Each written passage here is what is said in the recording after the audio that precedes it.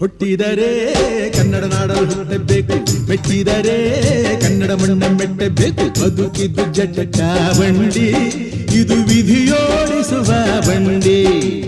ಬದುಕಿದ್ದು ಜಟಕ ಬಂಡಿ, ವಿಧಿ ಅಲೆದಾಡಿಸುವ ಬಂಡಿ. ಹುಟ್ಟಿದರೆ ಕನ್ನಡ ನಾಡಲು ಹುಟ್ಟಬೇಕು, ಮೆಚ್ಚಿದರೆ ಕನ್ನಡ ಮಣ್ಣ ಮೆಟ್ಟಬೇಕು.